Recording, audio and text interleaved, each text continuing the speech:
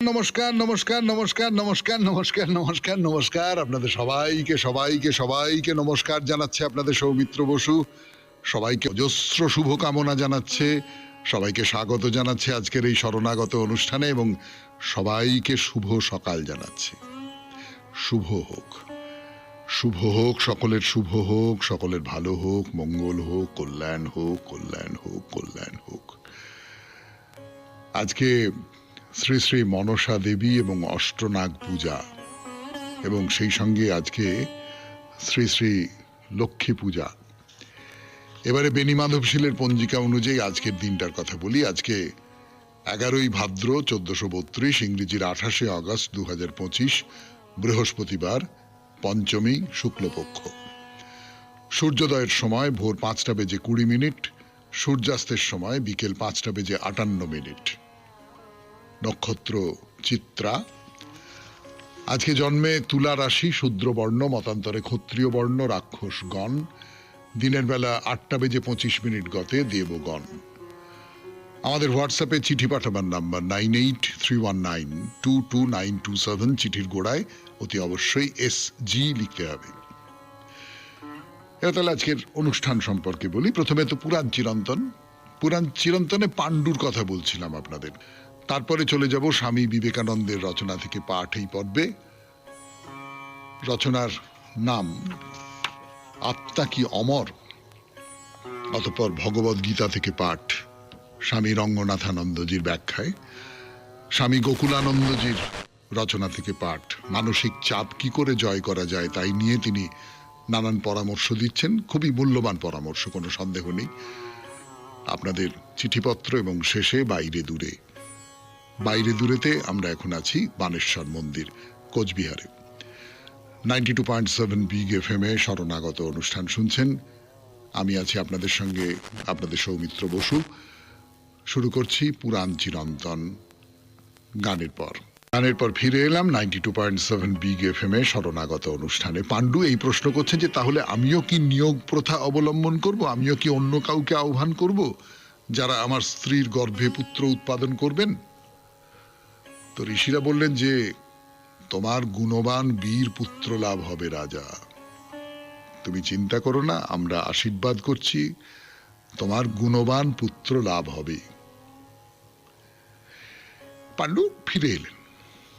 কিন্তু একটা কথা দেখুন, মানুষের জীবন তাকে কোথায় নিয়ে যায়, মতাদর্শের দিক থেকে কোথায় নিয়ে যায়। মানে আমরা এই যে বলি না, এই লোকটা এইরকম ছিল, এইভাবে জীবন শুরু করেছিল, তারপরে সে যখন ক্ষমতার স্বাদ পেল, সে যখন অর্থের স্বাদ পেল, তখন তার মন কিরকম ভাবে পাল্টে গেল। এ তো আমাদের চারপাশে অহরহ আমরা দেখতে পাচ্ছি। যে লোকটা সত্যি সত্যি একটা সময় তাকে জানতাম, সেই লোকটা ভালো, সেই লোকটা সৎ, সেই লোকটা আদর্শবাদী, আজকে দেখতে পাচ্ছি যে না, সবটা মুছে গেছে। দেখি তো আমরা আমাদের চারপাশে। বানপ্রস্থ যখন অবলম্বন করছেন পাণ্ডু, তখন এই ক্ষেত্রজ পুত্র, মানে অন্য লোককে নিয়োগ করে পুত্র উৎপাদনের যে পদ্ধতি, সেইটার সম্পর্কে তার অপরিসীম ঘৃণা তিনি প্রকাশ করেছেন। অপরিসীম ঘৃণা। বলছেন যে অন্য পুরুষের কাছে পুত্র উৎপাদনের জন্য অনুরোধ করা কুকুরের মতো ঘৃণ্য কাজ, এইরকম কথা বলছেন। বনবাসের সময় এতদিন পর্যন্ত পুত্র লাভ নিয়ে তার কোনো চিন্তা ছিল না, কিন্তু এই যে ক্ষেত্রজ পুত্র লাভের জন্য উৎসাহী হয়েছেন, এটা কেন? এখানে বলি আপনাদের যে পাণ্ডুর বানপ্রস্থ অবলম্বনের এই যে কথা বলছিলাম, তার ফাঁকে মহাভারতের কবি বলছেন যে ধৃতরাষ্ট্রের পত্নী গান্ধারী মহাদেবের কাছে 100 পুত্র লাভের বর লাভ করেছেন এবং তিনি গর্ভবতী। তাহলে পাণ্ডুর মনে হয়েছে যে ধৃতরাষ্ট্রর পত্নী যদি 100টা পুত্র প্রসব করে এবং তাদের যদি জন্ম হয়, তাহলে তাদের থেকেই তো পরবর্তী, মানে তারাই তো রাজ্য পাবে, হস্তিনাপুরের সিংহাসন তো তারা পাবে, আমি তো পাবো না। এইখানে পাণ্ডুর চিন্তা। শুনছেন পাণ্ডুর কথা 92.7 বিগ এফএম এ শরণাগত অনুষ্ঠানে। আরো কথা বলবো, ফিরে আসছি গানের পর। ফিরে এলাম গানের পর। 92.7 বিগ এফএম এ শরণাগত অনুষ্ঠান শুনছেন। আমি আছি আপনাদের সঙ্গে, আপনাদের সৌমিত্র বসু। তো পাণ্ডু ঠিক করলেন যে না, ধৃতরাষ্ট্র তার তুলনায় আমাকে আমার সন্তানের জন্ম হতে হবে গান্ধারীর সন্তানের আগে। পুত্র উৎপাদনের কথা ঠিক করে ফেলেছেন তিনি, নিয়োগ প্রথার কথা, কিন্তু স্ত্রীকে বলাটা খুব কঠিন না? স্ত্রীকে এই অনুরোধটা করা যে আমি ছাড়া অন্য আরেকজন পুরুষ, যে স্ত্রী তার সঙ্গে ব্রহ্মচর্য পালন করছেন, যে দুই স্ত্রী কুন্তী এবং মাদ্রী তার সঙ্গে ব্রহ্মচর্য পালন করছেন, তাদের এই কথাটা বলা যে শোনো আমি তোমার সঙ্গে উপগত হব না, তার বদলে আমি অন্য কাউকে আহ্বান করব, সে এসে ইত্যাদি ইত্যাদি ইত্যাদি ইত্যাদি, এটা বলা খুব খুব কঠিন। তো কুন্তীকে এই কথাটা বলবেন তিনি প্রথমে, বড় বউ হচ্ছে কুন্তী। তো তার আগে তিনি একটা বড় সড়ো ভূমিকা করছেন।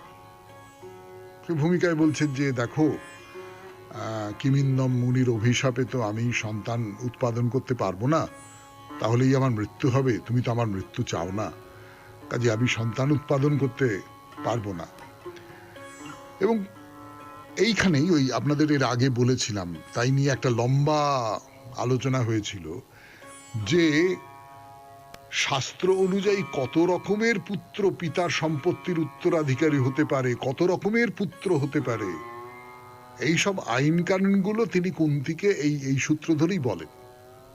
বুঝতেই পারছেন, আমরা অতদিন ধরে আলোচনা করেছিলাম, সেই সব কথাগুলো পাণ্ডু বলছেন।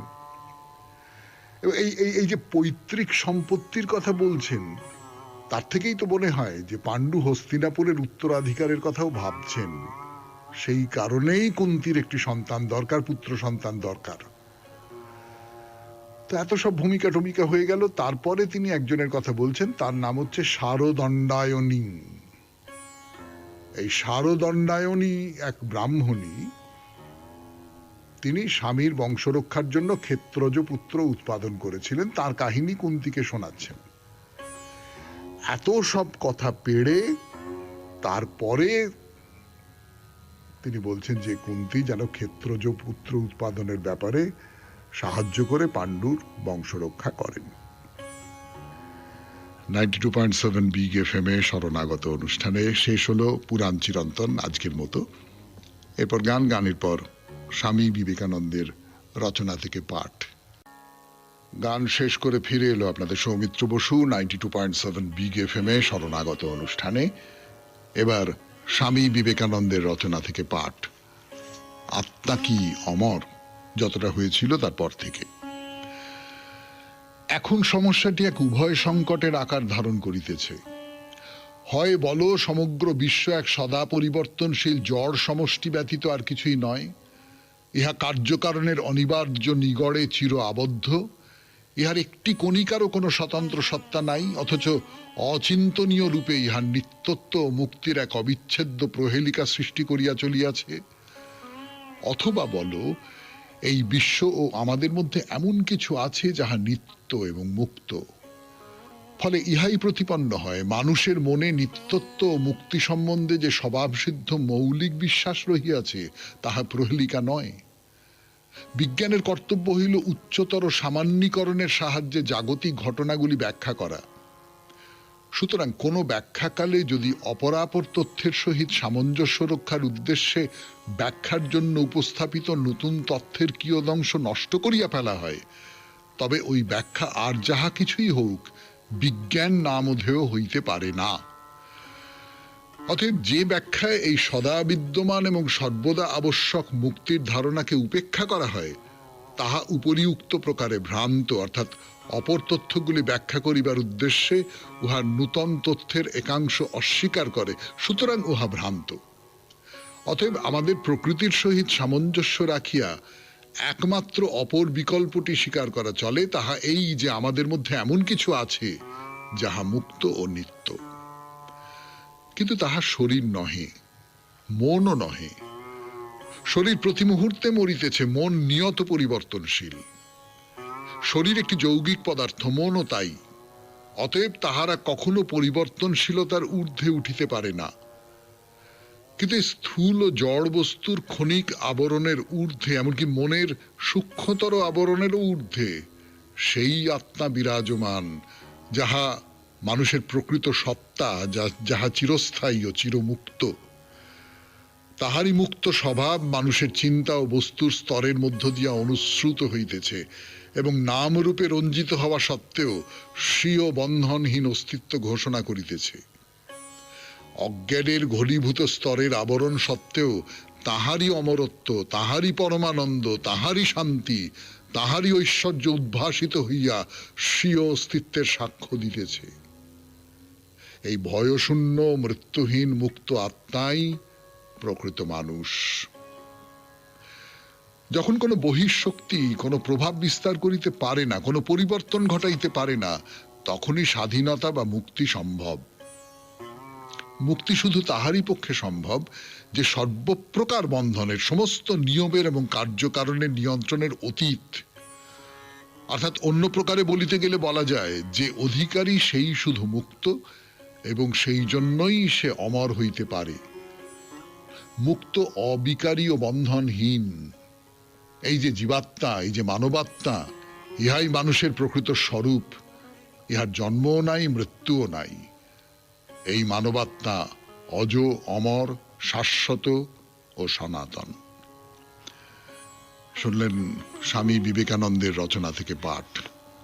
আত্মা কি অমর, এই যে রচনাটি এখানেই শেষ হলো। পরের দিন আবার নতুন লেখা পড়ে শোনাবো, আত্মা, প্রকৃতি ও ঈশ্বর। আপাতত গানের পর ভগবদ গীতার পাঠ ও ব্যাখ্যা। স্বামী বিবেকানন্দের রচনা থেকে পাঠের পর এবার ভগবদ গীতা থেকে পাঠ। স্বামী রঙ্গনাথানন্দজির অনুবাদে এবং ব্যাখ্যায় ভগবদ গীতা। আমরা এখন দ্বিতীয় অধ্যায়ে আছি। দ্বিতীয় অধ্যায়ে অর্জুন তার যুদ্ধে আপত্তির কথা বলছেন, এবং কৃষ্ণ তার উত্তরে কি বলছেন তাই নিয়ে আমাদের কথাবার্তা। অর্জুন যা বলেছেন, গতদিন বলেছিলাম আপনাদের, এইভাবেই পড়ি। এইভাবেই তিনি তার সমস্যাকে শ্রীকৃষ্ণের সামনে তুলে ধরছেন, আগের থেকে আরো দৃঢ়ভাবে। তার পরবর্তী শ্লোক থেকে ঠিক ঠিক আরম্ভ হচ্ছে গীতার শিক্ষা। অর্জুন বলছেন, আমি বিভ্রান্ত হয়ে পড়েছি, তোমার উন্নত বুদ্ধির কাছে শরণাপন্ন হচ্ছি। আমার বুদ্ধি এখানে কাজ করছে না। আমি তোমার ছাত্র, তোমার শিষ্য। আমার পক্ষে যা মঙ্গলকর সেই বিষয়ে আমাকে শিক্ষা দিতে তোমাকে অনুরোধ করছি। ছাত্র যখন এইভাবে বলে, তখনই গুরু শিক্ষা দিতে আরম্ভ করেন। বেদান্তে জিজ্ঞাসু ব্যক্তি ছাড়া অন্যকে উপদেশ দেওয়া বিধেয় নয়। বিনা জিজ্ঞাসায় উপদেশ দিলে তার কোনো মূল্য থাকে না। তাই সব ভাষ্যকারের মত হলো, গীতা প্রকৃতপক্ষে শুরু হয়েছে দ্বিতীয় অধ্যায়ের 7ম শ্লোক থেকে, যেখানে অর্জুন বলছেন, আমি তোমার কাছে জানতে চাই আমার পক্ষে সত্য সত্যই কি মঙ্গলকর হবে। আমি নিজে বুঝতে পারছি না, অনুগ্রহ করে আমাকে উপদেশ দাও। অর্জুন কি বলছেন, অনুবাদে বলি, আমার সহজাত ক্ষত্রিয় প্রকৃতি চিত্তের দীনতায় অভিভূত হয়ে পড়েছে। আমি আমার ধর্ম বা কর্তব্য সম্বন্ধে বিভ্রান্ত। তাই আমি আপনার কাছে প্রার্থনা করছি, আমার পক্ষে যা মঙ্গলকর তা নিশ্চিত রূপে বলুন। আমি আপনার শিষ্য, আমি আপনার শরণাগত, আমাকে উপদেশ দিন। কার্পণ্য দোষোপহত স্বভাব, আমার সহজাত প্রকৃতির হৃদয়ের দীনতা দোষে অভিভূত। ধর্মসংমূঢ় চেতা, আমি আমার ধর্ম বা কর্তব্য সম্বন্ধে বিভ্রান্ত। পৃচ্ছামি ত্বাম, আমি আপনাকে প্রশ্ন করছি, আপনার কাছে প্রার্থনা জানাচ্ছি। যচ্ছেয় স্যাৎ নিশ্চিতং ব্রূহিতম মে, আমার পক্ষে যা মঙ্গলকর হবে তা আমাকে নিশ্চিত রূপে বলুন। শিষ্যস্তেহং, আমি আপনার শিষ্য। সাধিমাং ত্বাং প্রপন্নম, আমি আপনার শরণাগত, আমাকে উপদেশ দিন। এই শ্লোকে অর্জুন প্রথম অধ্যায়ের শেষের দিকে যেভাবে কথা বলেছিলেন তার থেকে আরো প্রশান্ত ও সংযতভাবে আপন অবস্থা বিশ্লেষণ করছেন। আগে তিনি একেবারে ভেঙে পড়েছিলেন, মনের সমতা হারিয়ে ফেলেছিলেন, তিনি দুঃখে এতই কাতর হয়ে পড়েছিলেন।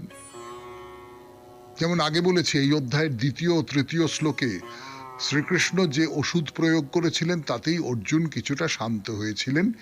তিনি তার সমস্যাগুলি আরো যুক্তিগ্রাহ্যভাবে বোঝাতে পারছেন। শুনছেন ভগবদ গীতা থেকে পাঠ 92.7 বিগ এফএম এ শরণাগত অনুষ্ঠানে। আরো পাঠ করব, ফিরে আসব গানের পর। গান শেষ করে ফিরে এলাম 92.7 বিগ এফএম এ শরণাগত অনুষ্ঠান শুনছেন। পড়ছি ভগবদ গীতার ব্যাখ্যা, স্বামী রঙ্গনাথানন্দজির রচনা। আমাদের সকলকেই নিজ নিজ জীবনে অনুরূপ অবস্থার ভেতর দিয়ে যেতে হয়। অর্জুন কিছু স্বতন্ত্র নয়, একটি দৃষ্টিকোণ ছাড়া। আমাদের কাউকে যুদ্ধ করতে হয় না। অর্জুনকে সশস্ত্র যুদ্ধে লড়াই করতে হয়েছিল, কিন্তু আমাদের সবাইকে জীবন যুদ্ধে লড়াই করতে হয়, সমস্যার সম্মুখীন হয়ে সেগুলিকে অতিক্রম করে জীবনে পরিপূর্ণতা লাভের চেষ্টায়। যুদ্ধের আহ্বান আমাদের সকলের সামনেই রয়েছে। সুতরাং আমরা সকলেই এক একটি অর্জুন হতে যাচ্ছি না, প্রত্যেকের সঙ্গে যুদ্ধ করতে যাচ্ছি না, তা গীতার অর্থও নয়। একটি বিশেষ পরিস্থিতি, তার মধ্যে এমন কিছু রয়েছে যার আছে সর্বজনীন মূল্য। ওই পরিস্থিতি থেকে তার সর্বজনীন মূল্যটুকু সরিয়ে নাও।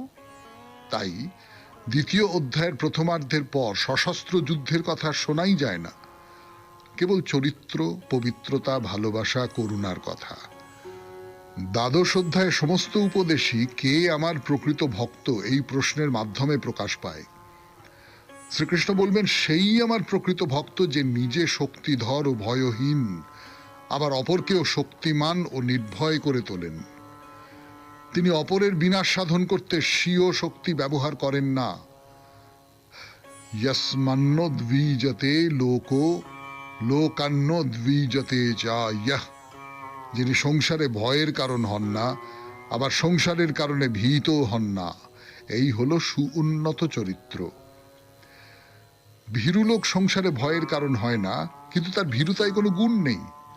কিন্তু একজন অসম শক্তি সম্পন্ন ব্যক্তি পৃথিবীর পক্ষে ভয়ের কারণ হতে পারে, কিন্তু তাতে কোনো গুণের অবকাশ নেই। বরং শক্তিধর হও, নির্ভীক হও, অপরকে সেরূপ হতে অনুপ্রাণিত করো।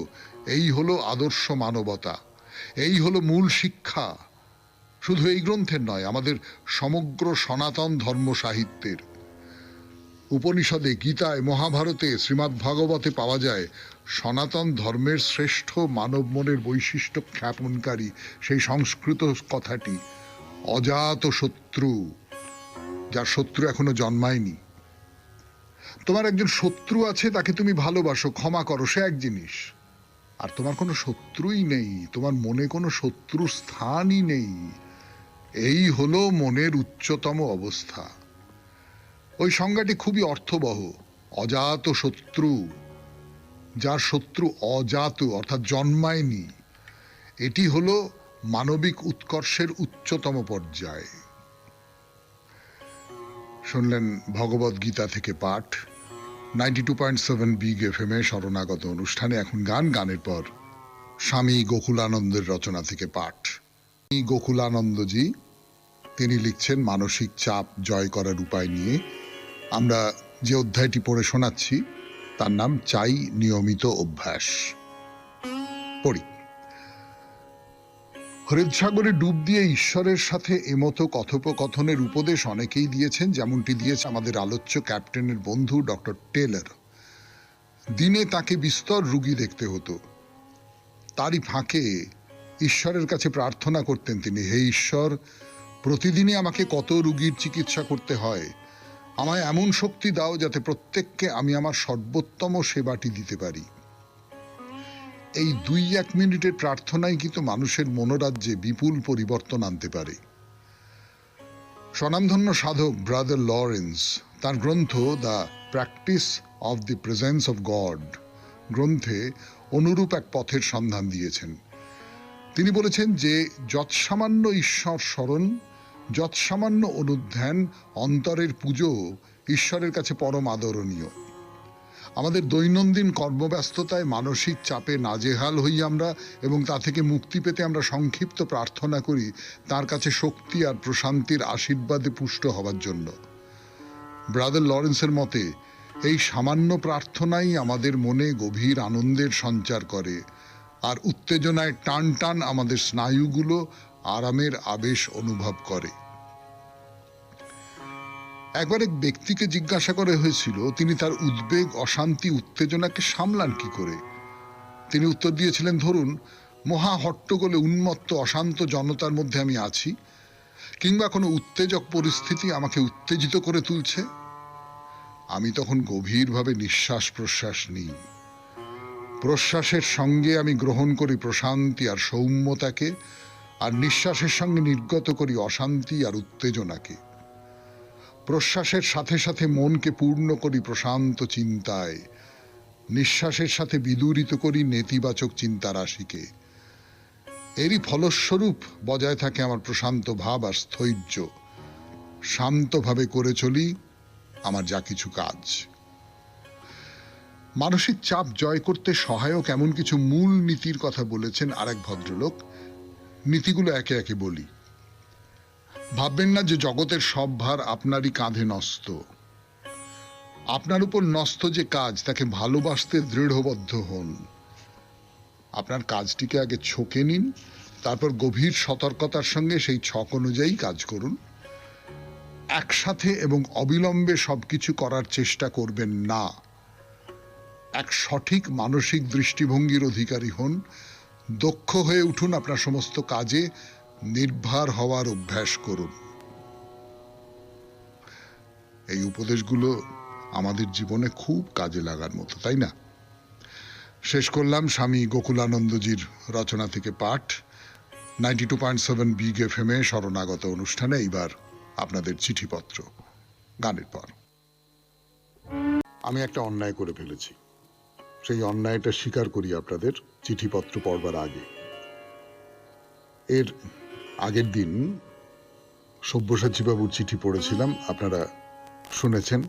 সব্যসাচী বন্দ্যোপাধ্যায় লিখেছিলেন চিঠি, এবং সেই চিঠি পড়তে পড়তে একটু আবেগ আপ্লুত হয়ে গিয়েছিলাম আর কি। তার ফলে আমার যে কাজ, পরদিনের চিঠিটি কাল লেখা সেইটা ঘোষণা করে দেওয়া, সেইটা করতে ভুলে গিয়েছিলাম।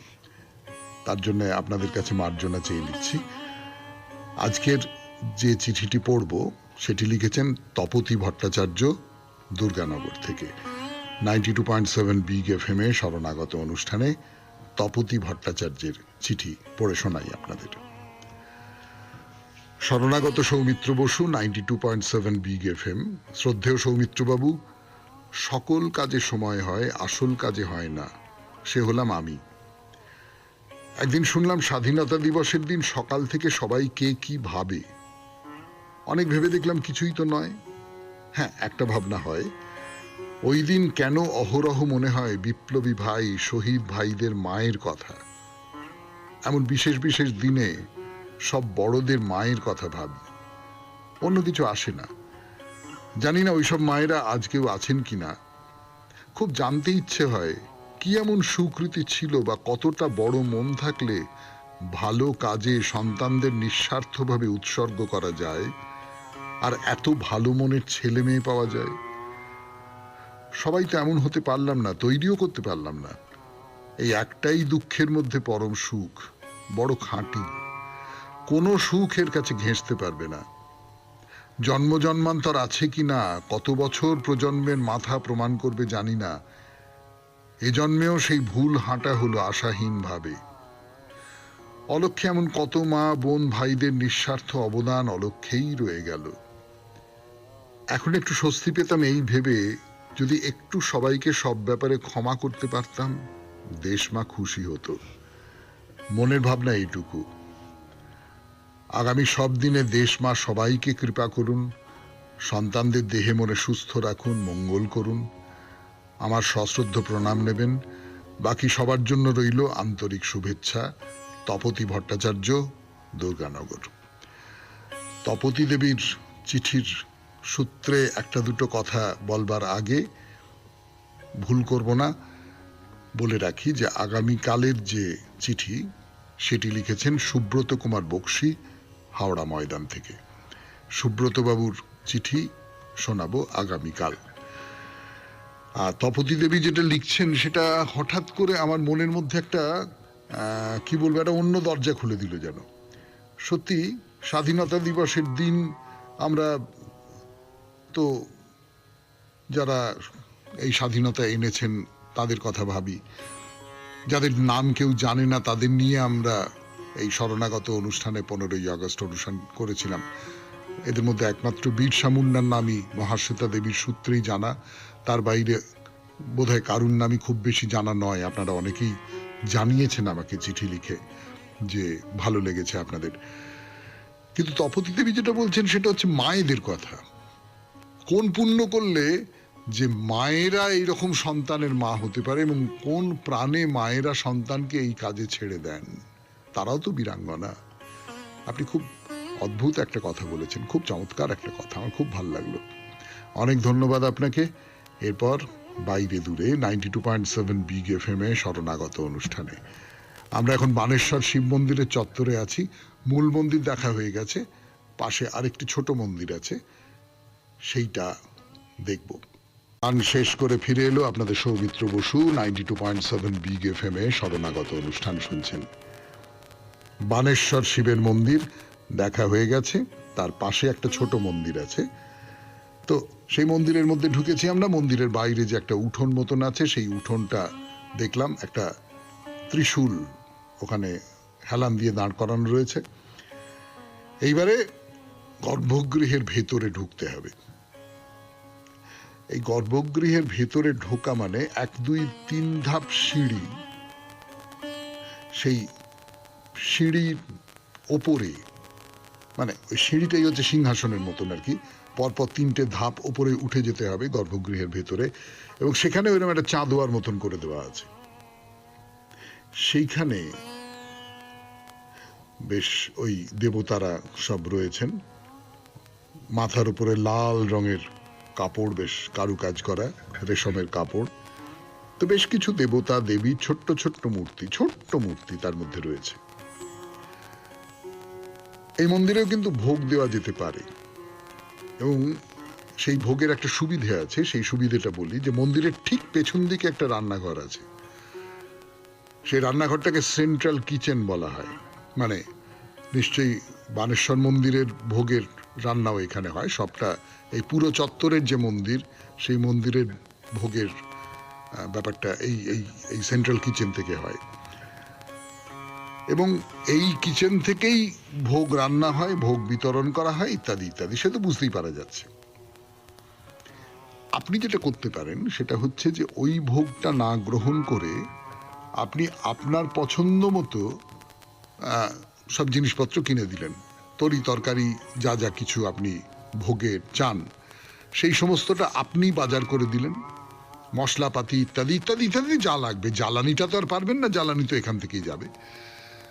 এই সমস্ত কিছু আপনি সেই মন্দিরে দিয়ে দিলেন, তারা আপনাকে রান্না করে সেই ভোগ আপনাকে আবার দিয়ে দেবে, এবং তার জন্য একটা টাকা নেবে বলা বাহুল্য। কিন্তু কাঁচামালটা আপনি দিচ্ছেন। তো অতি অবশ্যই সকাল 11টার ভেতরে আপনাকে ভোগের যে সমস্ত জিনিসপত্র রয়েছে যেগুলো নিয়ে রান্নাবান্না হবে, সেইগুলো রান্নাঘরে পৌঁছে দিতে হবে। ভোগ তৈরি হবে, তারপর এই যে ছোট্ট মন্দির, শিব মন্দির, সেইখানে দেবতাকে নিবেদন করা হবে, এবং দেবতাকে নিবেদন করবার পর আপনি সেই ভোগ পাবেন। সে পেতে পেতে ধরুন 2 3টে তো হয়েই যায়। শুনছেন বাইরে দূরে 92.7 বিগ FM এ শরণাগত অনুষ্ঠানে। ফিরে আসছি গানের পর। গান শেষ করে ফিরে এলো আপনাদের সৌমিত্র বসু 92.7 বিগ FM এ শরণাগত অনুষ্ঠানে। তো বানেশ্বর শিবের মন্দির দেখা হলো। তাহলে কোচবিহারের বিখ্যাত বানেশ্বর শিব মন্দির। তো শিবের উল্টো দিকেই তো রয়েছেন কালী, পুরুষ, তার উল্টো দিকেই রয়েছেন প্রকৃতি। শিব যদি পুরুষ হন তাহলে প্রকৃতি হচ্ছেন কালী। ঠিক যেমন করে কৃষ্ণ যদি পুরুষ হন, তার উল্টো দিকে রয়েছেন রাধা। অর্থাৎ এই দুয়ে মিলেই সৃষ্টি, এই দুয়ে মিলেই জগৎ, এই দুয়ে মিলেই জীবনের বহমানতা, বেঁচে থাকার বহমানতা। তো কালী মন্দির দেখতে যাব না? এখানে একটা কালী মন্দির আছে, কাছাকাছি আছে, এক চত্বরের মধ্যে নয় কিন্তু কাছাকাছি। খুবই বিখ্যাত মন্দির এবং বহু প্রাচীনকালের মন্দির। সেই মন্দিরের নাম হচ্ছে সিদ্ধেশ্বরী কালী মন্দির। এই ধরুন বানেশ্বর শিব মন্দির থেকে মিনিট 10-এর রাস্তা আর কি। তো বেশ, এক যাত্রায় দুটো মন্দির একসঙ্গে দেখে ফেলা যাক। তাহলে আমরা এখন যাব সিদ্ধেশ্বরী কালী মন্দিরের দিকে। আপনাদের মনে আছে যে বানেশ্বর শিব মন্দিরের কথা বলছিলাম, সেটা আমরা যদি বাস থেকে নামি তাহলে কোথায় নামবো? বা আমরা বলেছিলাম যদি টোটো করেও আসি তাহলে লেভেল ক্রসিং আছে, লেভেল ক্রসিংটা পেরোবো না, লেভেল ক্রসিং এর ঠিক আগে বাঁদিকে মেকে যেতে হবে, রেল লাইনের ধার ঘেঁষে ঘেঁষে যেতে হবে। তো এইখানে এই সিদ্ধেশ্বরী কালী মন্দির দর্শন করতে গেলে কিন্তু আপনাকে লেভেল ক্রসিং পার হয়ে যেতে হবে। পার হয়ে খানিকটা রাস্তা। এই যে লেভেল ক্রসিংটা, এটা হচ্ছে আপনাদের আগে বলেছি বোধহয়, বানেশ্বর বলে স্টেশন আছে একটা। অর্থাৎ এই যে বানেশ্বর মন্দির, সেই বানেশ্বর মন্দিরের সূত্র ধরে বানেশ্বর নামে একটা স্টেশন করে দেওয়া আছে। তো সেই স্টেশন, তার যে লেভেল ক্রসিং, সেটা পার করে আমরা এগিয়ে যাচ্ছি। তো এগোতে এগোতে এগোতে এগোতে সিদ্ধেশ্বরী কালী মন্দির শহরের দক্ষিণ দিকে অবস্থিত, খুব বড় মাপের তীর্থক্ষেত্র। এই কালী মন্দিরের কথা আজকে আর নয়, আবার পরে 92.7 বিগ FM এ শরণাগত অনুষ্ঠানে। আজকের মতো তাহলে শেষ করি শরণাগত। আমাদের হোয়াটসঅ্যাপে চিঠি পাঠাবার নাম্বার 9831922927। চিঠির গোড়ায় অতি অবশ্যই SG লিখতে হবে। রবীন্দ্রনাথের কবিতা, কবিতার নাম প্রশ্ন। ভগবান তুমি যুগে যুগে দূত পাঠায়েছ বারে বারে দয়াহীন সংসারে। তারা বলে গেল ক্ষমা করো সবে, বলে গেল ভালোবাসো, অন্তর হতে বিদ্বেষ বিষ নাশো। বরণীয় তারা, স্মরণীয় তারা, তবুও বাহির দ্বারে আজি দুর্দিনে ফিরানু তাদের ব্যর্থ নমস্কারে। আমি যে দেখেছি গোপন হিংসা কপট রাত্রি ছায়ে হেনেছে নিঃসহায়ে। আমি যে দেখেছি প্রতিকারহীন শক্তের অপরাধে বিচারের বাণী নীরবে নিভৃতে কাঁদে। আমি যে দেখিনু তরুণ বালক উন্মাদ হয়ে ছুটে কি যন্ত্রণায় মরেছে পাথরে নিষ্ফল মাথা কুটে। কণ্ঠ আমার রুদ্ধ আজিকে, বাঁশি সঙ্গীত হারা, অমাবস্যার কারা লুপ্ত করেছে আমার ভুবন দুঃস্বপনের তলে। তাই তো তোমায় শুধাই অশ্রু জলে, যাহারা তোমার বিষাইছে বায়ু, নিভাইছে তব আলো, তুমি কি তাদের ক্ষমা করিয়াছ? তুমি কি বেসেছ ভালো? খুব ভালো থাকবেন, আনন্দে থাকবেন। নমস্কার নমস্কার নমস্কার নমস্কার নমস্কার নমস্কার নমস্কার। আপনাদের সবাইকে সবাইকে সবাইকে নমস্কার জানাচ্ছে আপনাদের সৌমিত্র বসু। সবাইকে অজস্র শুভকামনা জানাচ্ছে, সবাইকে স্বাগত জানাচ্ছে আজকের এই শরণাগত অনুষ্ঠানে এবং সবাইকে শুভ সকাল জানাচ্ছে। শুভ হোক, শুভ হোক, সকলের শুভ হোক, সকলের ভালো হোক, মঙ্গল হোক, কল্যাণ হোক, কল্যাণ হোক, কল্যাণ হোক। আজকে শ্রী শ্রী মনসা দেবী এবং অষ্টনাগ পূজা, এবং সেই সঙ্গে আজকে শ্রী শ্রী লক্ষ্মী পূজা। এবারে বেণীমাধবশীলের পঞ্জিকা অনুযায়ী আজকের দিনটার কথা বলি। আজকে 11ই ভাদ্র 1432, ইংরেজির 28শে অগস্ট 2025, বৃহস্পতিবার, পঞ্চমী, শুক্লপক্ষ। সূর্যোদয়ের সময় ভোর 5:20, সূর্যাস্তের সময় বিকেল 5:58। নক্ষত্র চিত্রা। আজকে জন্মে তুলা রাশি